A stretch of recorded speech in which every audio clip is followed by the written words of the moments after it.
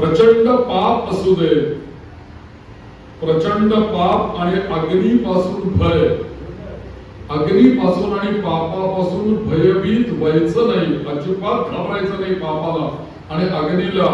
फक्त गोविंद गोविंद गोविंद म्हणा असं म्हणून सांगितलं. या नावाचा इतका प्रभाव आहे, या नामजपाचा एवढा प्रभाव आहे की जसं मेघांच्या द्वारा, जसं ढगांच्या कडून जसं पाणी पडलं, पाऊस पडला की तप्त झालेली पृथ्वी जी आहे ती पृथ्वी शांत होते. पृथ्वी तप्त झाली म्हणजे काय झाली तर तिथे अग्नी निर्माण झाला पृथ्वीवरती. आता टेम्परेचर बघा 40-45च्या पुढे गेलेलं आहे टेम्परेचर. जमीन किती तापलेली आहे. तुम्ही हायवेने गेलात तर तुमच्या लक्षात येईल की रस्ता किती तापलेला आहे और डबल एसी लावून सुद्धा समोर झाडा लागतात काचेतून, इतका रस्ता तापलेला आहे. म्हणजे पृथ्वी तापलेली म्हणजे अग्नीचं भयच आहे ना एक प्रकारचं. अशा अग्नीला शांत कशामुळे होतो हा अग्नी? आकाशातून ढगांकडून पडलेला जो काही पाणी आहे त्या वर्षेमुळे, त्या पावसामुळे हा अग्नी शांत होतो. तसं त्या पद्धतीने जसं तुम्ही गोविंद गोविंद गोविंद म्हणाल तसं तुमच्या ठिकाणी असलेलं पाप हे शांत होऊन जातं. जसं हे होतं तसं ते होतं. तन्मास्ति कर्मजं लोके वाक्यं मनसमेव वा यन्मक्षम्यते पापं कलौ गोविंद कीर्तनात्. या कलियुगामध्ये तुम्हाला गोविंद हे नाव सगळ्यात श्रेष्ठ आहे. हे आचार्यांनी हे नाव का ठेवलं भज गोविंद, याच्यावरती आपण विचार करतोय. गोविंदच का? या कलियुगामध्ये अनेक प्रकारची पातक होत आहेत. तन म्हणजे शरीराकडनं पाप होत आहेत, मन म्हणजे मनाकडनं पातक होत आहेत आणि वाणीकडनं पातक होत आहेत. आपण म्हणतो का आरती संपल्यानंतर कायेन वाचा मनसेंद्रियैर्वा, कायेन म्हणजे शरीर, वाचा वाणी, मनसे मनाकडून होणे, इंद्रियैर्वा इंद्रियांकडून झालेली पातक, बुद्ध्यात्मनावा बुद्धीतनं झालेली पातक, आत्मना या आत्मशक्तीकडून झालेली बुद्ध्यात्मनावा आणि एवढं करून प्रकृती स्वभावा, सत्व रज आणि तम या 3 गुणांच्या मुळे आपल्याकडनं काही पातकं घडतात. काय नको घडू नये ते घडतं, चुका होतात आपल्याकडनं. करोमि यद्यत् सकलं परस्मै, जे काही माझ्याकडनं घडलं असेल त्याबद्दल मी काय करतो? करोमि यद्यत् सकलं परस्मै. शेवटचं चरण महत्वाचं, नारायणायेति समर्पयामि. जे काही घडलं असेल ते नारायणाने मला त्याच्याबद्दल क्षमा करावी. तसं या मन वाणी आणि याच्यामधून शरीराकडून जे जे काही पातक घडलेले आहेत या पातकांच्या बद्दल जर का आम्हाला मुक्ती पाहिजे असेल तर एकमेव भगवंताचं या कलियुगामध्ये नाव आहे यन्मक्षम्यते पापं कलौ गोविंद कीर्तनात्. या कलियुगामध्ये तुम्ही गोविंदाचे कीर्तन करा. या गोविंद नावाचा जप केल्यामुळे, केवळ गोविंद नावाचा उच्चार केल्यामुळे या सगळ्या पापांना आम्हाला भगवंत क्षमा करतो. त्याचा सरळ म्हणा एकदा सगळ्यांनी, गोविंद गोविंद गोविंद गोविंद गोविंद गोविंद गोविंद गोविंद गोविंद गोविंद. म्हणून या गोविंद नावाला फार मोठं महत्व आहे. कृते यध्यायते विष्णुं त्रेतायां यजतो मखैः, द्वापारे परिचर्यायां कलौ तद् हरिकीर्तनात्. असं आपल्याकडे सांगितलेलं आहे. कृते यध्यायते विष्णुं, कृतयुगामध्ये भगवंताचा ध्यानाचं महत्व होतं. कृतयुगामध्ये त्यामुळे सगळे ध्यान करायचं. त्रेतायाम यजतो मखैः, त्रेतायुगामध्ये यज्ञ करून लोकांनी पुण्य संपादन केलं. द्वापारे परिचर्यायाम, द्वापर युगामध्ये भगवंताची अर्चना, पूजा, अभिषेक वगैरे वगैरे अशा प्रकारच्या सेवा करून पुण्य मिळतं. आणि कलियुगामध्ये हे सगळं पुण्य केवळ आपल्याला गोविंद नावाचं संकीर्तन करूनच प्राप्त होतं. कलौतक हरी कीर्तन नाम संकीर्तनं कलौ परम उपाय कलियुग केवल नाम आधार. म्हणून या कलियुगामध्ये दुसरा तिसरा कुठलाही आपल्याला आधार नाहीये. एकमेव आधार कुठला आहे? नामस्मरण हाच अडकला. हरेर नाम हरेर नामैव केवलम कलौ नास्तेव गतिरन्यथा. म्हणून या गोविंद नावाला फार मोठं महत्व आचार्यांनी दिलेलं आहे. आणि आचार्य आपल्याला या स्तोत्रामध्ये पहिला श्लोक असा म्हणतात. या ठिकाणी इथे दोन शब्द आपल्याला ऐकायला मिळतात. भज गोविंदम गोविंदम भज मूढमते. आता प्राप्ते संप्राप्ते सन्निहिते मरणे असं पण म्हणतात. प्राप्ते सन्निहिते मरणे नाही अशी गुंतून करणे असं पण म्हणतात. मग या भगवत पूज्य पाद आचार्य यांनी भज गोविंदम या ग्रंथामधून आपल्याला या संपूर्ण मानवी जीवनाचं जे काही खरं वास्तव आहे ते आपल्याला या स्तोत्रामधून आचार्यांनी सांगितलेलं आहे. खरं तर जीवन म्हणजे काय आहे, जीवनाचं प्रयोजन काय आहे. एकंदरीत आपण जीवन जगत असताना ज्या विश्वामध्ये राहतो तो विश्व म्हणजे तरी काय आहे. भगवान विष्णू सहस्रनामामध्ये पहिलं नाव येतं भगवंताचं विश्वम, दुसरं नाव येतं विष्णू. माऊली असं म्हणतात आता विश्वात्मके देव. म्हणजे विश्व नक्की काय आणि विश्वरूप देव काय आहे आणि विषय काय आहे, भोग काय आहे, याचं स्वरूप काय आहे आणि मनुष्याने या सर्वांमध्ये आपला व्यवहार कसा केला पाहिजे याचं उत्कृष्ट मार्गदर्शन या स्तोत्रामध्ये आचार्यांनी मांडलेलं आहे. म्हणून माणसाने या सर्वांविषयी विश्व असू दे, विषय असू दे, भोग असू दे, या सर्वांविषयी केलेल्या ज्या कल्पना ज्या काही आहेत या सगळ्या कल्पना कशा निरर्थक आहेत, कशा व्यर्थ आहेत, या सर्व गोष्टींचा उहापोह या स्तोत्रामध्ये आचार्यांनी केलेला आहे, या ग्रंथामध्ये केलेला आहे. या ग्रंथाची निर्मिती कशी केली किंवा या स्तोत्राची निर्मिती आचार्यांच्याकडनं कशी झाली याच्याबद्दल छोटीशी गोष्ट सांगितलेली आहे. शंकराचार्यांच्या जीवनामध्ये असं सांगितलं जातं की शंकराचार्यांचा मुक्काम खूप दिवस वाराणसीला होता, काशीला. आणि त्या काळामध्ये वाराणसीमध्ये आचार्य राहत असताना एक दिवशी आपल्या शिष्यांना घेऊन ते गंगेकडे चालले होते स्नानाला. पहाटेची वेळ असेल, काय 4-5 वाजले असतील, म्हणजे सूर्योदयाच्या पूर्वी स्नान ना त्यांचं. तर ते स्नानाला चाललेले होते आणि स्नानाला चाललेलं असताना शिष्यांबरोबर 18 शिष्य होते बरोबर आणि आचार्य पुढे चालले दंड घेऊन स्नानाला. त्यावेळेला त्यांना एका घरातून, वाराणसीला किती छोटे छोटे रस्ते तुम्हाला माहिती, छोट्या गल्ल्या आहेत, त्यामुळे सहज ऐकायला येतो इकडचा तिकडे आवाज. एका घरातून त्यांना वृद्ध व्यक्ती, एकदम वृद्धाचा आवाज कसा असतो असा आवाज येतो, असा आवाज येतो. म्हणजे म्हातारी व्यक्ती तिथे म्हणतीये आणि काय म्हणते त्या झोपडीतनं. आचार्य जरा थांबले, काय म्हणतात बघितलं तर त्यांना ऐकायला येत होतो डुक्रुम करणे असं त्याला ऐकायला येतो.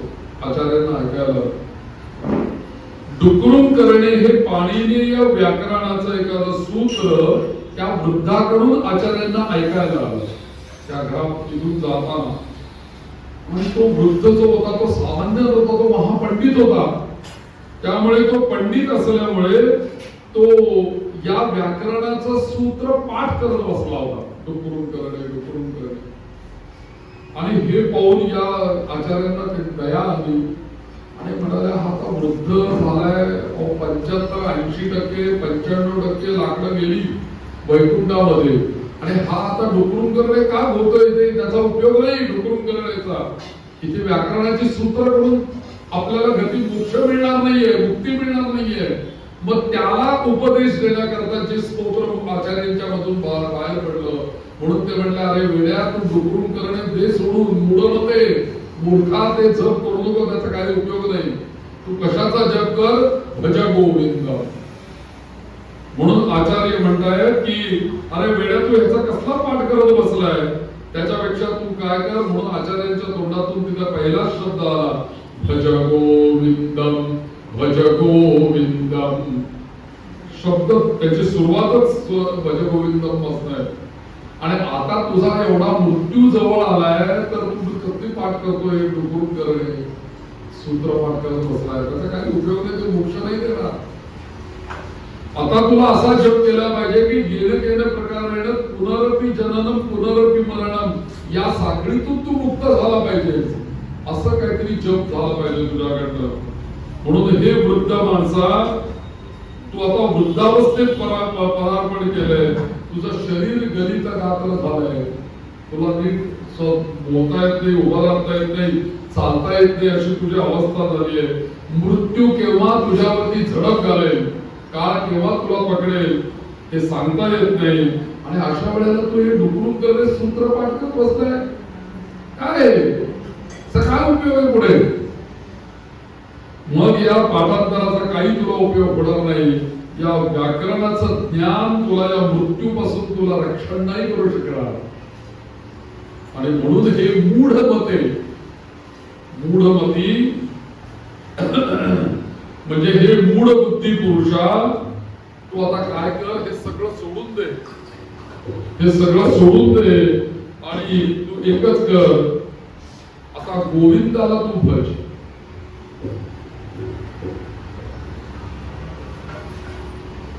त्या भक्तिभावानं त्या गोविंदाला शरण जा.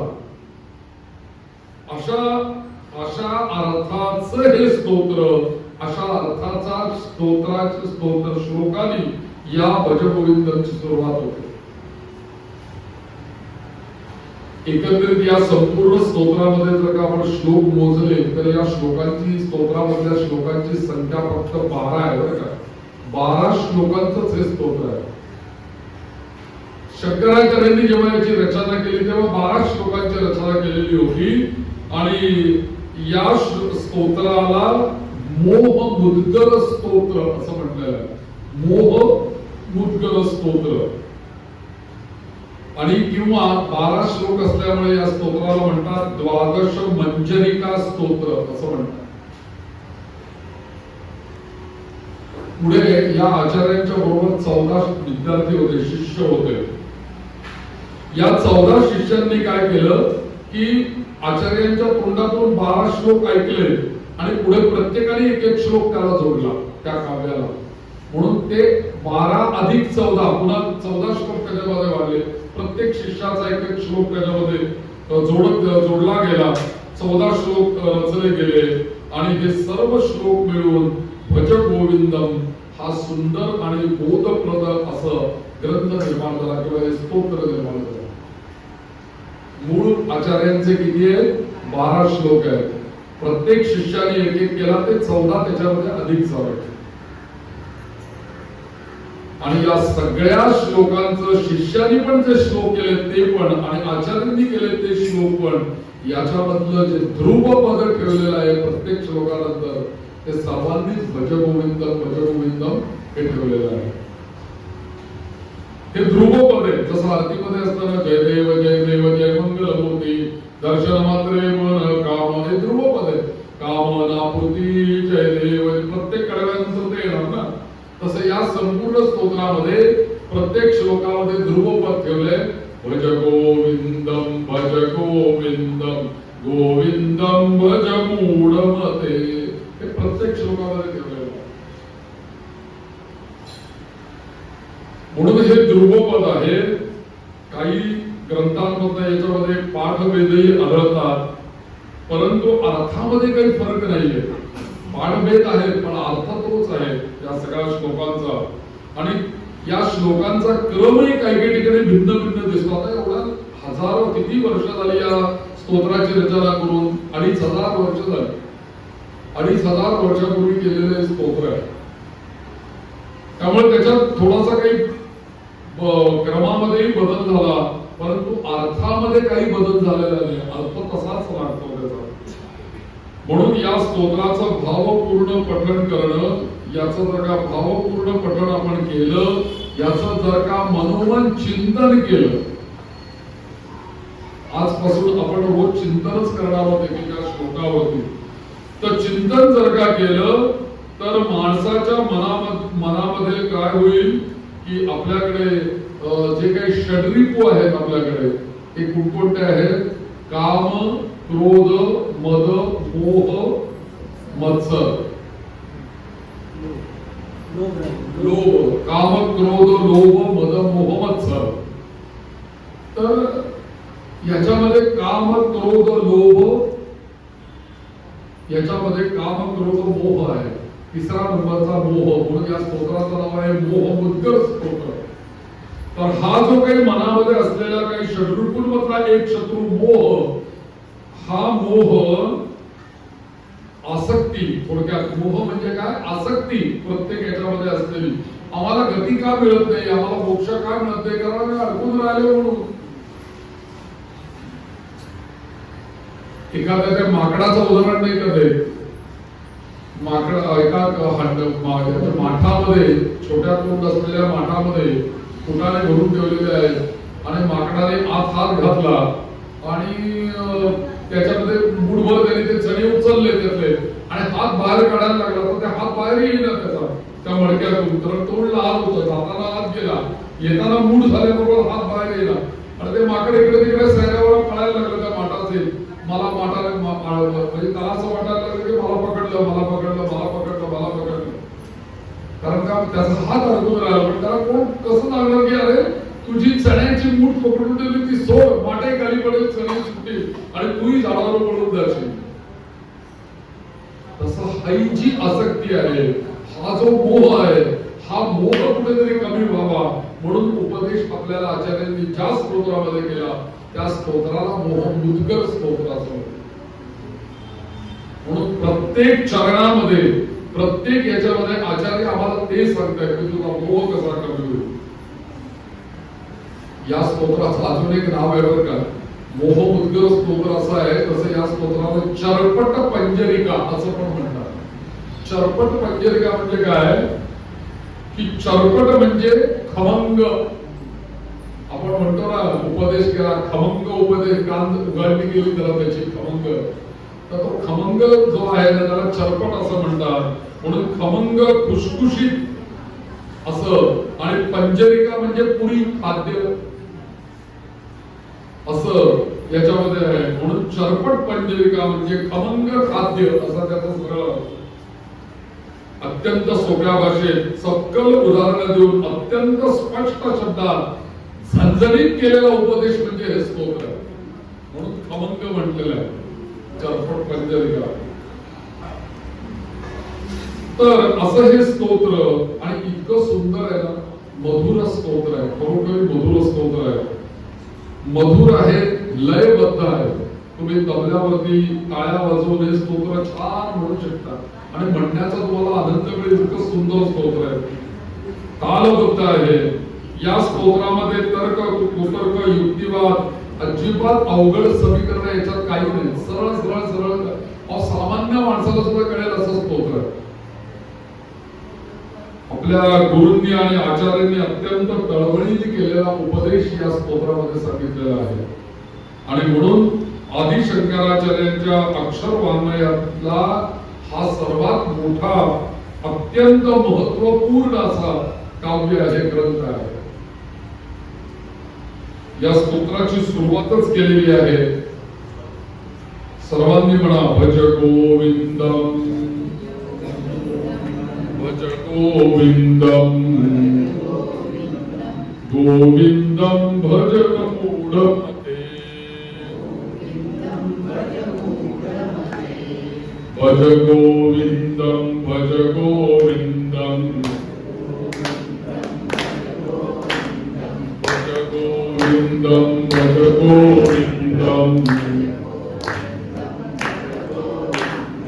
गोविंदं भज मूढमते भज गोविंदं भज गोविंदं गोविंदं भज मूढमते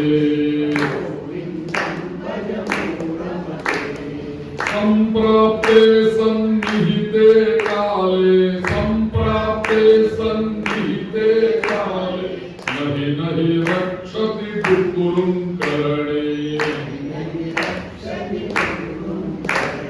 नहि नहि रक्षति दुःखुरुं करणे भज गोविंदं भज गोविंदं गोविंदं भज मूढमते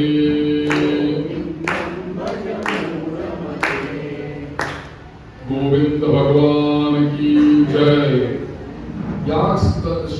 आता जे आपण म्हटलं याचा सरळ सरळ अर्थ काय होतो की मूढमते म्हणजे हे मूढ मनुष्या तू गोविंदाचं भजन कर।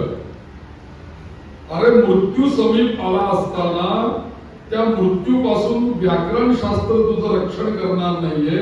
व्याकरण शास्त्र हे उदाहरणादाखल आपण घ्या जीवनामध्ये की मृत्यू समीप आल्यानंतर आपलं कोणतंही कुठलंही शास्त्र तिथे उपयोगी पडणार नाही। मग मी इंजिनियर आहे, मी डॉक्टर आहे, मी कोणी पंडित आहे, मी कोणी ज्ञानी आहे, मी कोणी कलाकार आहे, कशाचाही मृत्यू समीप आल्यानंतर उपयोग नाही। तिथे कशाचा उपयोग आहे आपल्याला? फक्त गोविंदाचं भजन याचाच उपयोग आहे। म्हणून इथं आचार्य माणसाला उपदेश दिलाय। थोडक्यात म्हणजे आचार्यांनी या वृद्ध माणसाला उपदेश दिला। आणि जरी असं लोक म्हणते का वृद्ध माणसाला सांगितलं सकाळी त्या ऐकलं आणि आचार्यांनी तर आम्हाला काय उपयोग आहे असं म्हणतील, पण तसं नाहीये। त्या वृद्ध माणसाला जरी उपदेश दिलेला असेल तरी सुद्धा त्या वृद्ध माणसाच्या निमित्ताने सर्व माणसांना दिलेला हा एक मोठा आचार्यांनी दिलेला उपदेश आहे। निमित्त ते आहे त्या वृद्ध माणसाचा। हा प्रसंग एक निमित्त मात्र आहे, परंतु आचार्यांनी मनुष्य जीवनाचा पुरुषार्थ काय आणि तो कसा प्राप्त करावा की ज्यामुळे जीवनातील सर्व दुःख नाहीशी होतात किंवा नाहीशी होतील, तसंच माणसाच्या अंतरंगामध्ये आनंदाची परमोच्च अनुभूती येईल आणि त्याचं जीवन कृतकृत्य कसं ठरू शकेल या सर्वांचं स्पष्टीकरण याच्यामध्ये आचार्यांनी या वृद्धाला समोर ठेवून केलेलं आहे। प्रत्येक माणूस हा जीवनामध्ये सुख आणि दुःखाचा अनुभव घेतच असतो। प्रत्येक क्षण आपल्याला सुखाचा आणि दुःखाचा अनुभव येतच असतो। आपल्याला अशांतीचा अनुभव येतो, शांतीचा अनुभव येतो, सुखाचा अनुभव येतो, दुःखाचा अनुभव येतो। अस्वस्थता, दुःख, नैराश्य, उद्विग्नता आणि याशिवाय काम, क्रोध याचे विकार या सर्वांचं कारण म्हणजे या सगळ्यांचा आपल्याला अनुभव येतो याचं कारण म्हणजे आपल्या बुद्धीवर, आपल्या विवेक शक्तीवर सर्वात महत्वाचं असलेलं आवरण म्हणजे मोहाचं आवरण आहे आपल्या बुद्धीवर। त्या मोहाचं आवरण असल्यामुळे माणसामधली माणूसपण किंवा माणुसकी नष्ट होऊन त्या मोहाच्या आवरणामुळे काय होतं? राक्षसी प्रवृत्ती निर्माण होतात आणि त्यामुळे एकदा राक्षसी प्रवृत्ती निर्माण झाली या मोहामुळे की या माणसाकडनं कळत न कळत भयंकर अशा विध्वंसक आणि शास्त्र विरुद्ध अशा अनेक गोष्टी घडू लागतात। शास्त्र विरुद्ध कर्माच्या मध्ये त्याचं मन प्रवृत्त होतं आणि मग मनामध्ये अनंत कल्पना करून निर्माण करून रात्रंदिवस तो माणूस काय होतो? विषय भोगांच्या मध्ये किंवा विषय भोग घेण्यामध्येच तो रममाण होऊन जातो। अशा या वृत्तीचा नाश करून माणसामधील अधार्मिक विध्वंसक वृत्ती नाहीसे करून सद्गुणांची उपासना व्हायला पाहिजे। जर का सद्गुणांची उपासना केली तर माणसाचं मानवत्व किंवा जीवनाचं रक्षण होणं शक्य आहे. हे सद्गुण कसे पाहिजे? थोडक्यात काय सद्गुण म्हणजे काय? सत्व गुणांचा उत्कर्ष व्हायला पाहिजे. 3 गुण आहेत आपल्याकडे, सत्व रज तम, त्यातल्या सात्विक गुणांचा उत्कर्ष व्हायला पाहिजे. आणि त्या सत्व गुणाप्रमाणे आपला आचार, आपला विचार आणि आपला उच्चार असला पाहिजे. आणि त्या सद्विचारांमुळे, आचार विचार आणि उच्चारामुळे आपलं अंतरंगही शुद्ध व्हायला पाहिजे आणि बहिरंगही शुद्ध व्हायला पाहिजे. नामस्मरणाने अंतरंगही शुद्ध होईल. आणि जर का मनामध्ये नामस्मरण सुरू झालं तर आपोआप भाव चांगला होईल. जसा भाव निर्माण होईल तसे बुद्धीमध्ये विचार येतील आणि जसे विचार येतील तसं माणसाच्या आतून कर्म घडेल. म्हणून भाव विचार कर्म म्हणून तस्मात भाव आधी सुधारला पाहिजे. म्हणून भावही विद्यते देवो. भाव जर का चांगला असेल तरच विचार चांगले होतील. म्हणून या भाव शुद्ध कसा होईल? म्हणून या स्तोत्रामध्ये आपला भाव शुद्ध व्हावा, अंतरंग शुद्ध व्हावं, यासाठी आचार्यांनी पालोपट ठेवलं भज गोविंदम. या भज गोविंदम या स्तोत्रामधनं माणसाचं काय केलंय तर मोह नष्ट केलेला आहे. आणि इथे या स्तोत्राला सुरुवात करतानाच आचार्य म्हणतात की मूढमते. मूढमते म्हणजे काय? अरे हे मूढ बुद्धीच्या मनुष्या, हे मूढ बुद्धीच्या माणसा, म्हणजे थोडक्यात मूर्ख माणसा. मराठीमध्ये अरे मूर्ख माणसा म्हणजे ते मूढ मते एकच, दोन्ही. हे मूढ बुद्धीच्या मनुष्या असं उद्देशून हे सांगितलेलं आहे. आणि खरोखरी या माणसाची जी काही मूढमती झालेली आहे, ही मूढमती होते कशामुळे? तर ही मूढमती होते केवळ मोहामुळे. मूढमती त्याची बुद्धी, त्याची विचार करण्याची शक्ती जी आहे त्या मोहामुळे भ्रष्ट होऊन जाते. आणि केवळ ही या मोहामुळे बुद्धी भ्रष्ट झाली की हा मनुष्य पशुतुल्य होऊन जातो. पशुमध्ये आणि या माणसामध्ये काहीच फरक राहत नाही. म्हणून इथं प्रथम लक्षात घेतलं पाहिजे की हा मोह प्रत्यक्ष बाहेर आहे का आतमध्ये आहे? मोह बाहेर आहे का आतमध्ये आहे? विश्वामध्ये मोह आहे का आपल्यामध्ये मोह आहे? एखाद्या वस्तूबद्दल मला मोह वाटतो तर वस्तूमध्ये मोह आहे का माझ्यामध्ये मोह आहे? माझ्यामध्ये मोह आहे म्हणून ते मला हवंसं वाटतंय. म्हणजे हा मोह जो आहे तो आतमध्ये आहे. हा जो मोह आहे हा विषयांच्या याच्यामध्ये आहे, सत्तेमध्ये नाही. तर हा मोह जो काही आहे हा आपल्या मनामध्ये आहे. म्हणून या मनामध्ये तो मोह गेला पाहिजे. मन शुद्ध झालं पाहिजे, म्हणजेच अंतरंग शुद्ध झालं पाहिजे. त्याच्याकरता गोविंद नाव आहे. आणि नामस्मरणाने ती गोष्ट घडते. या मोहामुळे काय होतं? माणसाची जी बुद्धी आहे ना, त्या बुद्धीवरती एक प्रकारचं कोटिंग होतं, आवरण येतं. मन आहे, बुद्धी आहे, याच्यावरती कोटिंग कोणाचं येतं तर त्या मोहाचं येतं. आणि मग जसं सूर्य उगवल्यानंतर कधी कधी असं होतं की सूर्योदय झालेला असतो पण सूर्य आपल्याला दिसत नाही. याचं कारण का? की सूर्याच्या पुढे काळा ढग आलेला असतो, त्यामुळे सूर्य दिसत नाही आपल्याला, पण सूर्य उगवला याची जाणीव होते. पण ज्या वेळेला तो काळा ढग बाजूला निघून जातो त्यावेळेला लखलखीत आपल्याला सूर्यबिंब दिसतं. किंवा या सूर्यप्रकाशामध्ये सगळ्या वस्तू आपल्याला दिसतात, परंतु सूर्यास्त जर का झाला तर आपल्याला काहीच दिसत नाही. उदाहरणार्थ आम्ही इथून बघितलं तर आम्हाला पर्वती दिसते. सूर्यप्रकाशामध्ये मोठी पर्वती दिसते किंवा कळसाईची टेकडी दिसते. पण आता रात्र झाली की आपल्याला कळसाईचा डोंगर पण दिसत नाही किंवा पर्वतीचा डोंगर दिसत नाही. याचं कारण का? अंधार झाला. तसं या गडद अंधारामध्ये आपल्याला काहीच दिसत नाही, पण वस्तुतः ती पर्वती किंवा तो डोंगर किंवा ती कळसाई आहे तिथेच आहे ना. ती जागा सोडून तुम्ही गेली आहे सूर्यास्त झाला म्हणून. तेव्हा सूर्यास्ताला गेला उगव दुसरीकडे उद्या परत आला असं थोडी आहे. तो आहे तिथेच आहे, परंतु सर्व तिथे असून सुद्धा आम्हाला ती आत्ता पर्वती दिसत नाही किंवा तो डोंगर दिसत नाही. याचं कारण त्या वस्तूवरती अंधकाराचं आवरण झालेलं आहे आणि त्या अंधकाराचं आवरण त्याच्यामध्ये असल्यामुळे ती वस्तू तिथे असून सुद्धा आम्हाला दिसत नाही. म्हणून हे जे असं अंधकाराचं आवरण आहे त्याच्यामध्ये त्या वस्तू लुप्त झाल्यासारख्या वाटतात, असूनही आम्हाला दिसत नाही, अनुभवाला येत नाही.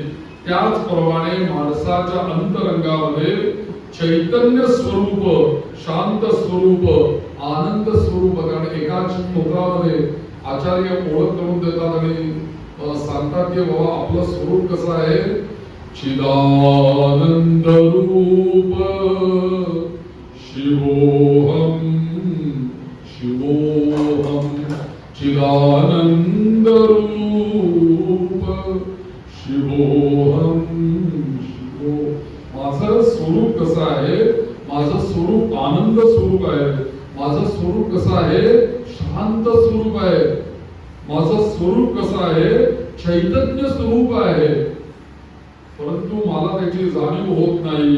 माझं जर का हे स्वरूप आहे तर हे मला याची जाणीव का होत नाही, याचं कारण अज्ञान रूपी अंधकार त्याच्याभोवती त्याचं कोटिंग झाल्यामुळे, गडद अंधकाराचं आवरण, अज्ञानाचं आवरण असल्यामुळे आपलंच स्वरूप आपल्याला दिसून येत नाही.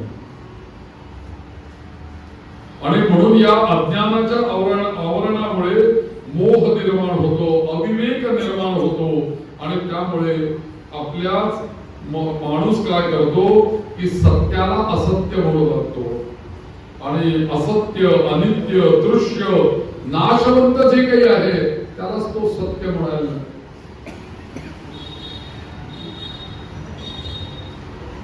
आणि या अविवेकामुळे होतं काय की या अविवेकामुळे एक प्रकारचा अभिमान निर्माण होतो आणि अभिमानी वृत्ती निर्माण होते आणि अहंकार निर्माण होतो. अहंकार हेच अविवेकाचं लक्षण आहे. आणि मग या अहंकारामुळे काय होतो, प्रत्येक मनुष्य मी कोणीतरी आहे, मी कोणीतरी मोठा आहे असं समजायला लागतं. आणि दुसरी गोष्ट म्हणजे मी मोठा आहे आणि हे जे काही सगळं आहे हे माझं आहे म्हणजे ममत्व. या दोन गोष्टी निर्माण होतात आणि ते अहंकार आणि ममकार किंवा ममत्व या माणसाला नम्रता सोडून उन्मत्तपणे वागायला या जगामध्ये बाहेर भाग पडते. कारण अहंकार कसा नको वागू दे, पण अहंकार कशाचा माझा आहे, ममत्व. पण वस्तुतः जे काही तुझं तू म्हणतोय ते तुझ्या बरोबर येणार आहे का बरोबर. आपण मिळवलेल्या संपत्तीतले एक सुईचं टोक सुद्धा आपल्या बरोबर येणार नाहीये. दुसरी गोष्ट आपल्याकडे तो श्लोक नाही का, अहंकार कशाचा. एक श्लोक येतो, धनानि भूमौ पशवश्च गोष्ठे भार्या गृहद्वार जनाः स्मशाने. अरे तू जे काही आयुष्यभर मिळवलेले जे काही धन आहे ना, तू गेल्यानंतर हे धन कुठे राहणार आहे. धनानी भूमो हे जमिनीवरच राहणार आहे. आलं का तुझ्या बरोबर त्याचं काही धन. अजिबात आलं नाही, येणार नाही. पशवश्च गोष्ट आहे, मी कुत्रा पाळला होता, पोपट पाळला होता, गाय पाळली होती, मी गेलो म्हणून ते काय माझ्या बरोबर आले का वरती स्वर्गामध्ये. नाही रे नाही, ते तिथेच राहिले. धनानी भूमो पशवश्च गोष्ट आहे. माझी म्हणून जी काही पत्नी होती, जिच्या बरोबर मी 40 वर्ष 25 वर्ष 30 वर्ष 50 वर्ष संसार केला, मी गेलो म्हणून माझी पत्नी माझ्या बरोबर आली का, तर ती पण आली नाही. भार्या गृहद्वारे, मला जास्तीत जास्त तिने माझ्या घराच्या दरवाजापर्यंतच निरोप दिला. ज्या परिवारामध्ये मी राहिलो तो परिवार माझ्या बरोबर आला का, नाही रे नाही, तो परिवारही आला नाही. तो सगळा परिवार तुझ्या बरोबर कुठपर्यंत आला. जनाः स्मशाने, स्मशानापर्यंत आला. ज्या देहामध्ये तू राहिला, ज्या देहाचा तुला अहंकार एवढा मोठा होता, तो देह तुझ्या बरोबर आला का, तो देहही तुझ्या बरोबर आला नाही. देहश्चितायाम, तो देह शेवटी चितेवरती ठेवला गेला. परलोक मार्गे, आणि मग तू परलोकी निघाला. मग तुझ्या बरोबर काय आलं जाताना? शेवटच्या चरणामध्ये या उत्तर दिलेल्या या श्लोकाच्या, कर्मानुगो गच्छति जीव एकहा. तू केलेलं चांगलं वाईट कर्म, त्या कर्माची शिदोरी घेऊनच तू पुढे गेलेला आहे. मग आता या जीवन जगताना जर का तुझ्या बरोबरच काही येणार नाही, मग तू अहंकार का करतो आणि हे माझं माझं माझं का म्हणतो? हे तुझं नाहीये. तुझं असतं तू तुझ्या बरोबर असतं. म्हणून माणसाचा विवेक हा जो काही आहे, या स्तोत्राने शंकराचार्यांनी विवेक जागृत केलेला आहे की काय सत्य आहे आणि काय मिथ्या आहे, कशाच्या मागे तू गेलं पाहिजे, हे शंकराचार्य आपल्याला स्तोत्रामध्ये गुरगुरून सांगतात. म्हणून हा अहंकार हा ममत्वामुळे निर्माण होतो. माझ्याशिवाय कोणी श्रेष्ठ नाही अशी या माणसाची उगाच धारणा होते. म्हणून गीता सुद्धा म्हणते ना, अहंकार विमूढात्मा कर्ताहम इति मन्यते. अहंकार विमूढात्मा कर्ताहम इति मन्यते. मीच याचा करता. तो अहंकाराने विमूढ झालेला मनुष्य आहे ना, तो म्हणतो हे मीच केलं, ते मीच केलं, ते मीच करतोय. सगळीकडे मी मी मी मी मी ला तो जोडून टाक. हा जो मी मी मी जो आहे ना, तो काढून टाकला पाहिजे. आणि तिथे काय म्हटलं पाहिजे, तो तो तो तो तो तो म्हणजे गोविंद हे सगळं करतो, परमेश्वर करतो. म्हणून विषयांना सत्यत्व दिल्यामुळे विषयांच्या आकर्षणाला तो बळी पडतो आणि सुंदर सुंदर विषय पाहतो. आणि एकदा का विषय त्या माणसाने पाहिले की त्याच्या मनामध्ये ते विषय ते आपल्या जवळ असावं अशी आशा निर्माण होते. अरे नाही तर फोन किती चांगला रस्ता वाचतोय त्याची वेळ, तो आपल्याकडे असताना किती गरज असतो. नाही माझा आहे पण तुझा जास्ती चांगला आहे असं असतं की नाही. माझी गाडी आहे पण तुझी जरा जास्ती चालली आहे. मोह निर्माण होतो. ते माझ्याकडे पाहिजे, ते माझ्याकडे पाहिजे. आणि मग ती कामना पूर्ण करण्यासाठी मनुष्य कर्मामध्ये पुन्हा गुंतत जातो, प्रवृत्त होतो आणि एक दुसऱ्या विषयाची कामना निर्माण होते. एक पूर्ण झाला की दुसरा विषय, दुसरा झाला की तिसरा विषय आणि अगणित विषयांच्या कामना माणसाच्या मनात कल्पना करा. आपल्या मनात किती आशा निर्माण होतात, किती कल्पना निर्माण होत आहेत, किती आपल्याला मोह निर्माण होत. आणि हे अखंड चालू आहे. एक झालं की दुसरं. कामाला काही संपत नाही आणि क्षणाक्षणाला हा अधिक कामाग्नी जो आहे तो आपला वाढतच जातो, भटकतच जातो. नित्य नवीन भोग घेण्याकरता मनुष्य दंग होत राहतो. आणि मग या माणसाचं मन सुद्धा विषय अभिमुख होतं, भोगासक्त होतं आणि विषय विषय प्राप्ती विषय भोग हेच त्याचं जीवन होऊन जातं. आणि मग तो श्लोक नाही का दिलेला, मग जीवन कसं आहे, चार्वाकाने दिलेला श्लोक. मग ते म्हणायला लागतात, यावत् जीवं सुखं जीवेत् ऋणं कृत्वा घृतं पिबेत् भस्मीभूतस्य देहस्य पुनरागमनं कुतः. इथे शंकराचार्य सांगतात पुनरपि जननं पुनरपि मरणं. चार्वाक काय म्हणतोय की यावत् जीवं सुखं जीवेत्. अरे जेवढे दिवस तुझं जीवन आहे ना तेवढे हे सुख कोणी पाहायला पुढचा जन्म मरायला का जायला, आज आनंद घेऊन टाक. कोणी बघितला उद्याचा दिवस. यावत् जीवं सुखं जीवेत्, राम असतो आनंदी. दुसरं ऋणं कृत्वा घृतं पिबेत्. होईना का कर्ज, आण चांगल्या गोष्टीकडे, बघू कधी फेडायचं कर्ज. आणि मग तो ते म्हणतात तू असं का जगण्याचा उपदेश तुम्ही मला देताय. अरे एकच गोष्ट, भस्मीभूतस्य देहस्य पुनरागमनं कुतः. अरे हा देह सोडला मी, गेला एकदा, कधी तू परत येणार, कधी हे भोगणार, हे आता भोगून सगळं. ही एक विचार प्रवृत्ती तयार होते. आणि म्हणून जोपर्यंत शरीर आहे तोपर्यंत सुखानं जगावं, कर्ज काढून भोग घ्यावे. देह भस्मसात झाल्यावर पुढे काय आहे कोणी बघितलंय हा विचार करणं, अशी भोगवादी मनुष्याची विचारसरणी या मोहामुळे आणि अहंकारामुळे होत जाते. हे विचार म्हणजे त्याचं तत्वज्ञान आहे जणू काही, याप्रमाणे त्याचं जीवन होतं. आणि मग हा जो भोगी मनुष्य आहे तो क्षणाक्षणाला आपल्या कामागिरीमध्ये आपल्या विषयांचं हवन जणू काय करायला, आपला कामागिरी त्याच्यामध्ये विषयांचं हवन, आचार विचार झुगारून देऊन त्या भोगांच्या आहारी जातो आणि त्याच्यामध्ये पाशवी वृत्ती निर्माण होते आणि शेवटी शेवटी शेवटी काय होतं तर त्या माणसाचं अधःपतन होतं. आणि मग हा जन्म याच स्तोत्रामध्ये शंकराचार्यांनी विचारला प्रश्न, कस्त्वं कोहम कुत आयातः, अरे कोण आहेस तू, कुठून आलायस, काय तुझ्या मनात, काय तुला कार्याकरता ईश्वराने जन्माला घातलंय. कोमे जननी, कोण माझी आई, कोमे ताता, कोण माझे वडील, हे प्रश्न विचारले त्या स्तोत्रामध्ये.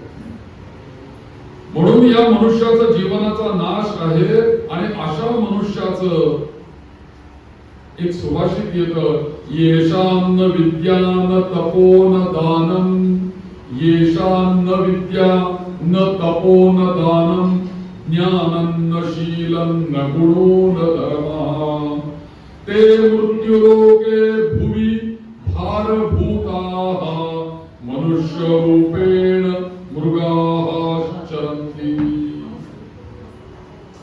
या भूमीवरती ज्यांच्या जीवनामध्ये विद्या नाही, ज्यांच्या जीवनामध्ये काही तपश्चर्या नाही, उपासना नाही, ज्यांच्या जीवनामध्ये दान वृत्ती नाही, ज्यांच्या जीवनामध्ये चरित्र नाही चांगलं, ज्यांच्या जीवनामध्ये सद्गुण नाही, ज्यांच्या जीवनामध्ये धर्म नाही, न्याय नाही, नीती नाही, असे जे काही सर्व लोक आहेत, मानव आहेत, ते या मर्त्य लोकामध्ये, मनुष्य लोकामध्ये या माणसांमधले तुम्ही पशुच आहात असं तुम्ही स्वतःला हरकत नाही.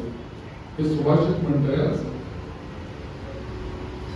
अशा मनुष्यांच्यासाठी आचार्य इथे शब्द वापरतात. म्हणजे बघा इथे, ते मृत्यू लोके भूमी भार भूताः, या धरणीला केवळ अशी माणसं भार होऊन राहिलेले की ज्यांच्याकडे विद्या नाही, तप नाही, ज्ञान नाही, विवेक नाही, विचार नाही, आचार नाही, अशी माणसं या भूमीला भार आहे. आणि ती भूमीला भार नाही तर माणसांच्या रूपाने वावरणारे पशुच आहेत असं या सुभाषितामध्ये आचार्य म्हणतात. आणि अशा लोकांसाठी आचार्यांनी या स्तोत्राच्या सुरुवातीला शब्द वापरला, मूढमते. मूढमते म्हणजे ज्यांच्याकडे हे काही नाही, हे सगळे मूढ, बरं का, मूढमते. म्हणून या विश्वामध्ये केवळ जन्माला येणं, कामना करणं, विषय गोळा करून ते भोगणं, झोपणं, खाणं, पिणं, दिवस अनेक दिवस करत राहणं आणि एक दिवशी मृत्यू आला म्हणून मरून जाणं, या एवढंच या जीवाचं कर्तव्य आहे का? का यापेक्षा काही जास्ती आम्हाला वेगळं काही करायचं आहे? काहीतरी वेगळं जीवन आहे या माणसांचं. म्हणून माणसाचं जीवन किंवा माणसाचा जन्म, मनुष्याचं दुर्लभ शरीर प्राप्त झाल्यानंतर या जीवनामध्ये सर्वात महत्वाचं गोष्ट कोणती आहे तर शाश्वत सुखाचा आणि शाश्वत शांतीचा शोध घेणं. याकरता हे शरीर आपल्याला ईश्वराने दिलेलं आहे. पशु हे घेऊ शकत नाही शाश्वत शांती आणि शाश्वत सुख, आणि ही पशु मिळवू शकत नाही, माणूस मिळवू शकतो. या सत्याचा शोध घेऊन त्या सत्य तत्वाची प्राप्ती करून घेणं याच्याकरता मनुष्याचं खरं कर्तव्य आहे. आणि म्हणून आचार्य इथं म्हणतात, अरे वेड्या, हे सगळं तू दिवस सोडून एक तर पशुंसारखा तू जगतोय आणि परत मृत्यू जवळ आलाय तरी तू सूत्र भोगत बसलाय व्याकरणाचं. म्हणून हे मूढमते, मूर्ख माणसा संबोधन वापरतात. आचार्य पुढे म्हणतात, संप्राप्ते संनिहिते काले नहीं नहीं रक्षती डुकरून करणे. कारण का? काळ म्हणजे मृत्यू समीप आला असताना जर का तू वेड्यासारखं पाठांतर केलेलं व्याकरणाची सूत्र तुझं पाठ करत बसलास तर ती सूत्र तुझं नाही रे बाबा रक्षण करणार. नको भोगू आता मी वाच.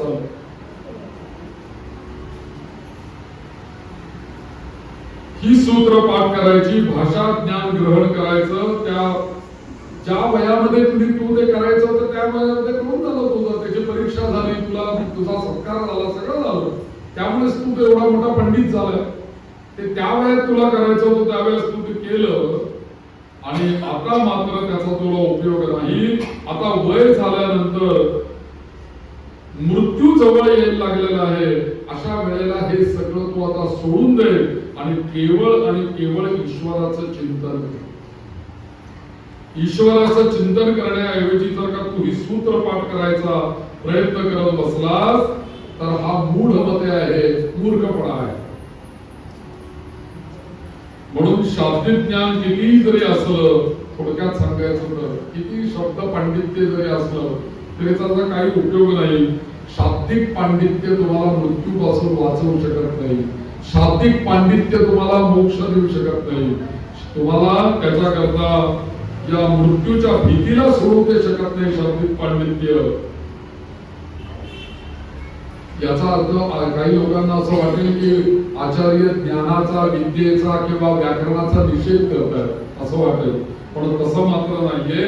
आचार्य याची निंदा करत नाहीये, आचार्यांचा तो उद्देश पण नाहीये, पण भाषा ज्ञानाच्या साह्यानंच या व्याकरणाच्या नियमांचं आचार्यांनी हे स्तोत्र व्याकरणामध्येच केलेलं आहे ना, भाषेमध्येच केलेलं आहे, याची ते निंदा करत नाहीये.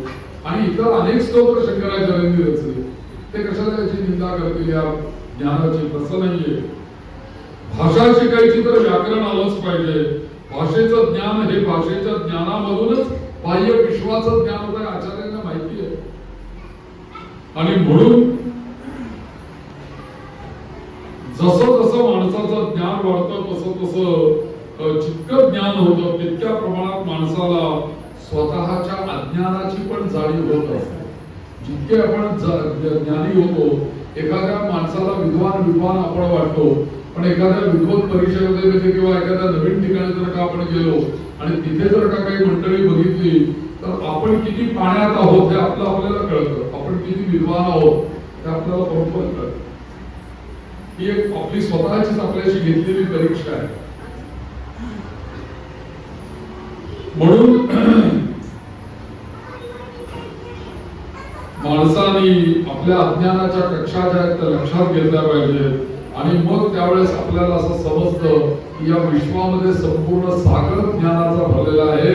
यातला एक काय त्याला म्हणतात, एक थेंब अगदी बारीकसा तो माझ्याकडे आलेला आहे, एक अंश आलेला आहे, एक भाग आलेला आहे. बाकी सगळं तिथे तसंच ज्ञान आहे आणि ते मी मिळवून शिकलेलं नाही, अथांग आहे. आणि तिसरा भाग म्हणजे काय की माणसाच्या मनामध्ये विषयांच्या अनेक कामना निर्माण होतात आणि आपल्याला विषय माहित नाही तोपर्यंत विषय कामना निर्माण होऊ शकत नाही. म्हणून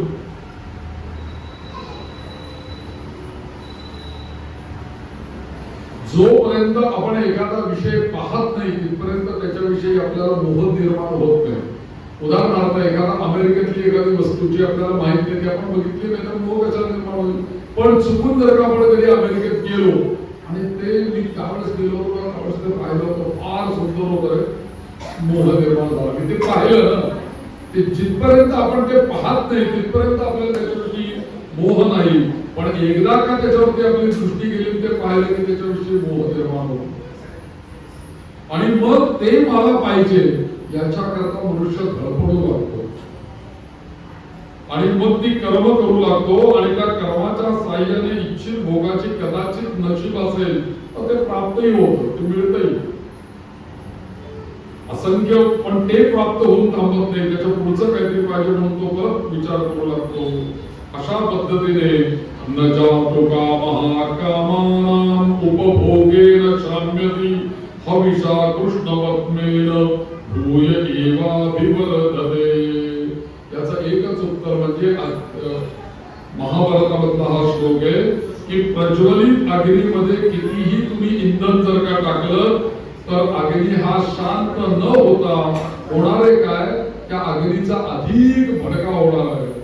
त्याचप्रमाणे माणसाच्या अंतःकरणामध्ये कामरूपी अग्नी एकदा प्रज्वलित झाला की त्याच्यामध्ये जेवढे भोगरूपी तुम्ही इंधन टाकाल तेवढं त्याचा हे अग्नी अधिकच भडकत राहणार आहे असं या सुभाषितामध्ये सांगतात.